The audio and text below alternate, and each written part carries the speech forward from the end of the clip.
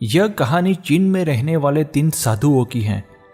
वे तीनों अच्छे मित्र थे और हमेशा साथ ही रहते थे। उनके नाम कोई नहीं जानता था क्योंकि वे कभी किसी से बात नहीं करते थे। जब लोग उनके नाम पूछते तो वे बस हंसते, इसलिए पूरे देश में वे 3 हंसते साधु के नाम से प्रसिद्ध हो गए थे।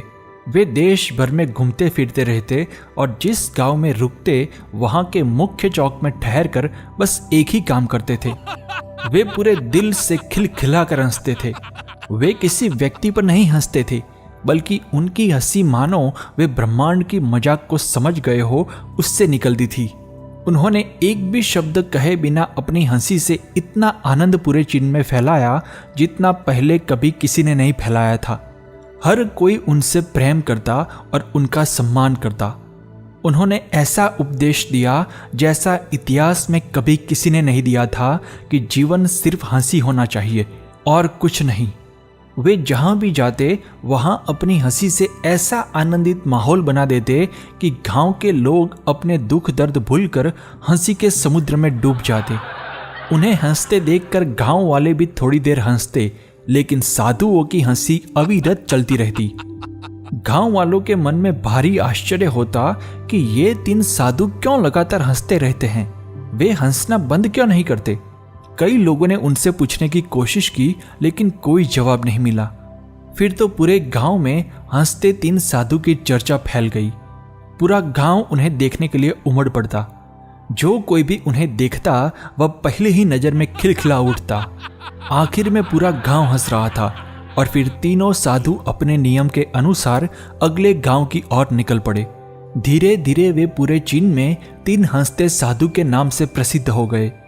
जब भी वे किसी गांव का दौरा करते तो तुरंत ही मुख्य चौक में गांव वाले इकट्ठा हो जाते। तीनों साधु अपनी सच्ची हंसी से जो आनंदित माहौल बनाते थे उसमें गांव वाले भी खिलखिला कर हंसते और हल्के फुल्के हो जाते। समय के साथ वे वृद्ध हो गए। एक दिन जब तीनों साधु हंस रहे थे तब एक साधु का निधन हो गया। यह देखकर वहां जमा गांव वालों को गहरा आघात लगा। हर कोई यह मान बैठा था कि अब उनकी हंसी रुक जाएगी, अब वे अपने साथी साधु के निधन पर विलाप करेंगे। लेकिन 2 साधु मृत साधु के शरीर के पास खड़े होकर इतनी जोर से हंस रहे थे कि गांव वाले दंग रह गए। एक व्यक्ति गुस्से में आगे आकर पूछ बैठा, तुम हंस क्यों रहे हो? तुम्हारा साधु मित्र मर गया है।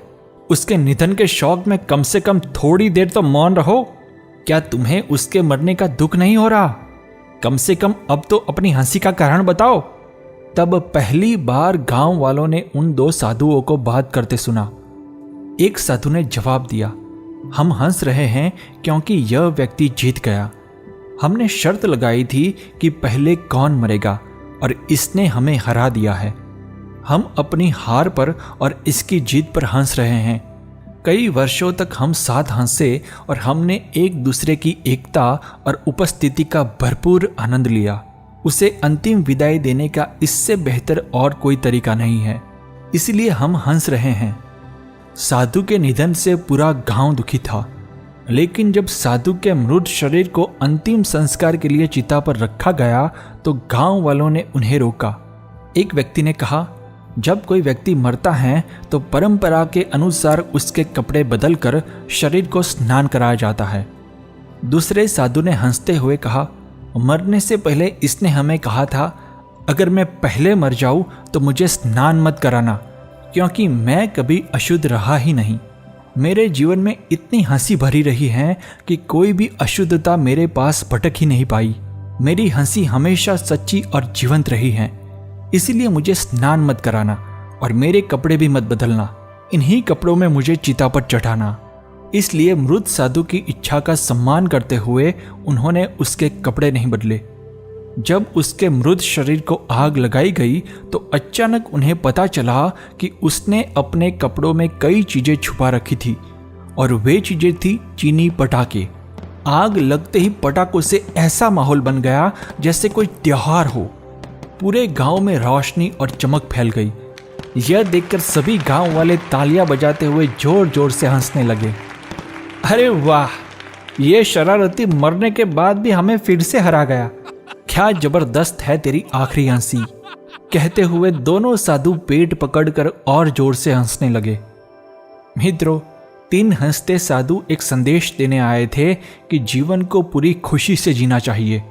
जन्म, जीवन और मृत्यु, इन 3 में से जन्म और मृत्यु हमारे हाथ में नहीं है, लेकिन इन दोनों के बीच धड़कता सांस लेता जीवन हमारे हाथ में है।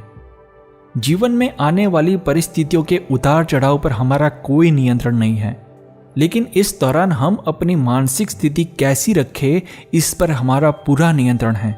अगर जीवन की जीवंतता का भरपूर आनंद उठाना है तो हमें 2 सरल फिलॉसफी को आत्मसात कर लेना चाहिए। पहली फिलॉसफी, जितना हो सके खुद को हल्के में लेना, हंसी मजाक में लेना। मैं कुछ खास हूं, इस भ्रम में गलती से भी मत रहना। दूसरी फिलॉसफी, पूरे ब्रह्मांड में केवल परिवर्तन ही अटल है। Change is the only thing that is constant.